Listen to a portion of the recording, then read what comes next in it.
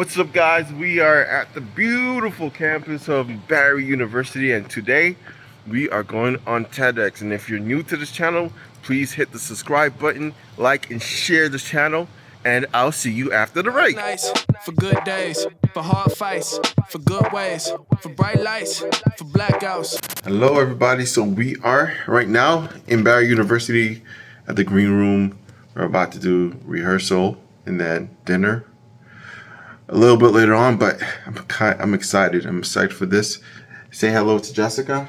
Hey guys. Just focusing on some stuff over here. You want to say something? Sure. Hello, folks out there. Listen to this guy. Of course. And listen to this guy. And listen to me if you have nothing better to do. So hopefully, well, not hopefully, I know what we're going to talk about.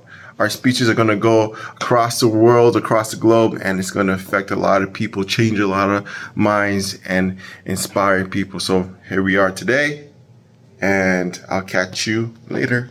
I'm gonna rephrase my question in your answer. Okay. So people understand what we're talking about. Absolutely.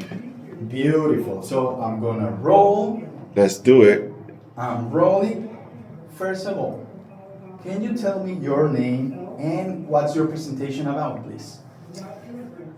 My name is Ajani Griffith, and my presentation is about how reggae music and reggae dancehall and Jamaican culture overall has influenced the birth of reggaeton within the region, and really telling that story because it is a story of progress, strife, perseverance, struggle, and it's also a story of different cultures and different types of people within the region coming together. Beautiful. So let's get into our business. So what is the best part of developing content for an artist for the first time? For the first time, well, you get to learn a lot of new things.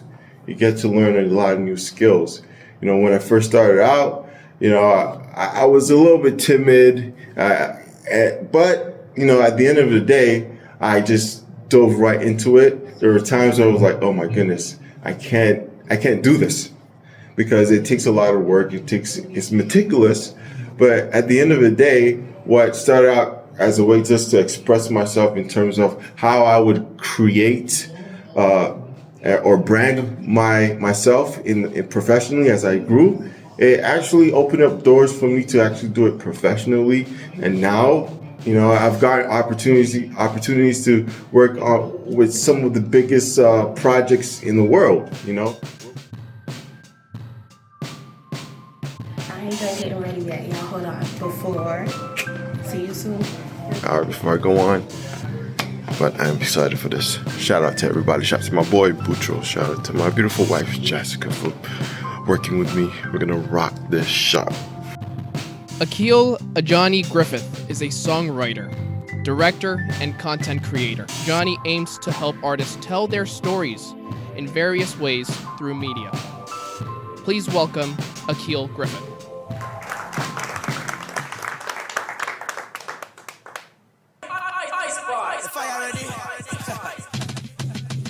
Well, I came and I saw and I conquer. Never look and never wonder. For I is the answer. But a ba ba ba bang. Again. The natty flash it in a Zimbabwe from the knocking sun. Now everybody love this style when me bring come knowledge and wisdom. Just send me fling done. Cause of stuff I have the key to the kingdom. Solo tribe when we spring from. So the rasta bleach out and pour up in pong. Life is not a game. This a no ping pong. So tell them to pick up my family name it a no chain gum. Hard body, who buns it down? Be careful of the words when you speak from your mouth. Set the red trap, but who catch the mouse? Watch out for the one them when you let in your house. Hard body, who buns it down? Be careful of the words when you speak from your mouth. Tell them the rest like it can't stop it. We run around every time we touch it.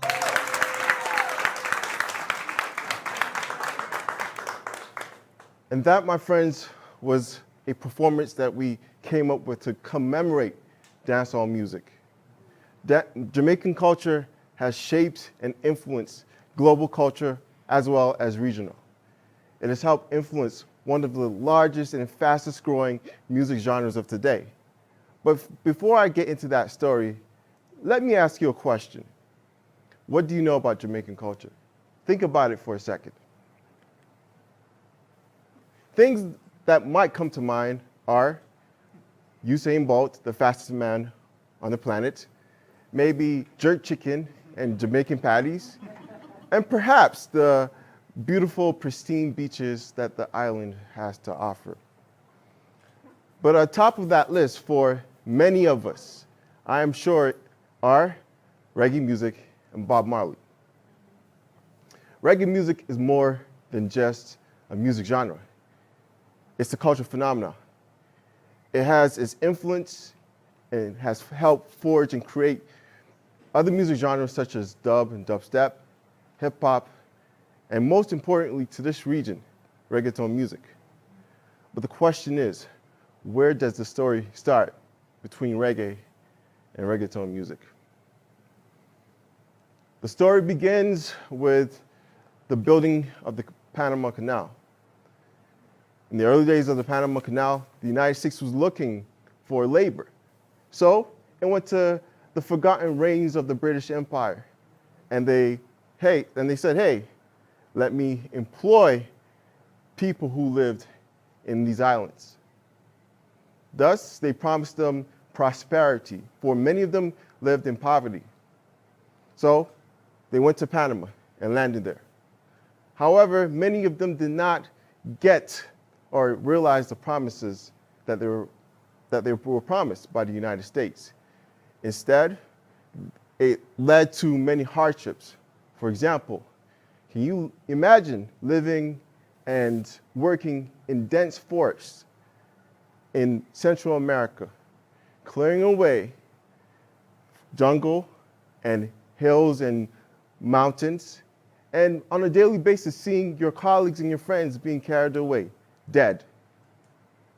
They used dynamite and accidents happen, and this was regular. Can you imagine working in the Panama Canal and being exposed to wild animals such as snakes and jaguars? Can you imagine being in the early days of the Panama Canal and being exposed to regular outbreaks of yellow fever and malaria? But in 1914, these people created and finalized the construction of the Panama Canal. It is an economical gem that we all benefit from today. However, they were also creating another story. They're forging and birthing a diaspora that would change the world in a different perspective. As reggae music became popular in the 1970s and 1980s, it did so in Panama. And the children and grandchildren of these immigrants started recording music, reggae music, but in Spanish, and thus created a new subgenre of music called reggae en español.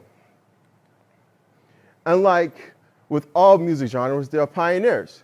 Some of them are, in this case, Nando Boom, El General, Renato, and many more. Their records spread like wildfire across the region and influenced places like South America, Colombia, Central America, the Caribbean, and most importantly, Puerto Rico. But a key part to the story is New York. New York is a melting pot of different diasporas coming together, including Panamanians, Jamaicans, Puerto Ricans, and so on and so forth. This created an environment for cross-collaboration between the different cultures. As dancehall and reggae was popular in New York in the 1980s, Jamaican producers sought to collaborate with other musicians from different cultures. And in fact, many of the records that we know well were created in New York. However, something significant happened. Shabba Ranks released Dembo in 1990. His record went wildfire within the region. Mic check 1 2. Producers Mic check. and DJs wanted to get their hands on the record. They sampled it, made renditions and remixes. And this laid the foundation for the subgenre of reggaeton. In fact, over 80% of all reggaeton songs ever made were sampled from this one record. The Puerto Rican movement drew inspirations from New York, Panama, and Jamaica. It wasn't just dancehall and reggae, but they also drew inspiration from hip hop, and they merged it together. In Puerto Rico, the youth wanted to find a new sound, so they also mixed it with other things like salsa, and merengue, and so forth. People like DJ Playero would make mixtapes and invite artists to record on top of these records. And some of these records include Evie Queen, Daddy Yankee, Lisa M, and many more. With the connection with the diaspora, it spread beyond the borders of Puerto Rico as time went along. However, this is also a story about perseverance. The Puerto Rico government at the time wanted to suppress this new movement. They carried out raids in video stores and record labels. They used the National Guard and carried out arrests. However, they couldn't break the spirit of this movement, and eventually it went to Billboard with songs like Oye Mi Canto in the early 2000s. So why should we tell the story? This story is about perseverance and struggle. People wanting to grow and build a new beginning for their lives. Whether we're talking about people who came to Panama in the early days of the Panama Canal, or in the streets of San Juan. I think about the 5-year-old who in 15 years will go to a concert, a reggaeton concert, and scream their lungs out among their friends. I think about the 5-year-old who will become the face of this movement and move the culture forward. This is a celebration of diaspora coming together from all facets and different languages, coming to create something beautiful. So, in this moment of celebration, we've come up with a performance for you to enjoy. Thank you, and I'll see you later.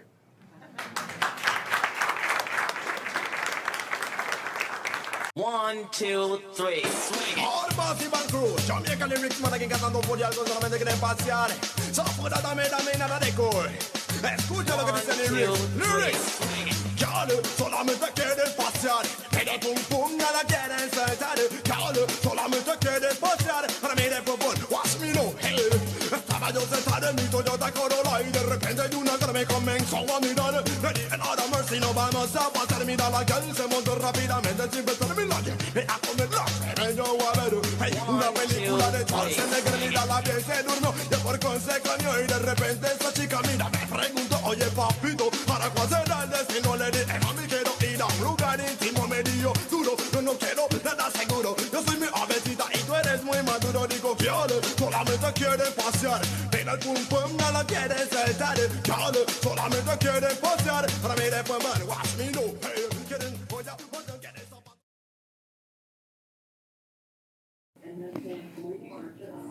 Do I have an audience? No, I don't have an audience. But, you know, this is fun. So I just want everybody to know you just have to go out, expand yourself, try new things. That's what's most important, because at the end of the day, you know, this is about creating opportunities for yourself. So do whatever you need to do. Step outside your boundaries. You know, TedX, it has opened up a lot of doors for a lot of people in terms of brand, career, whatever they're trying to do. So I took the opportunity, and this is me showcasing myself to inspire somebody to take that extra step. If you have an idea, if you have something that you want to pursue, go ahead and do it. You know, it doesn't make sense just sitting there and just be like, oh, I could have signed up. What if? No, you just gotta go after it, commit to it, and be in that mindset. So that's my 2 cents for everybody who's watching this today. See you later.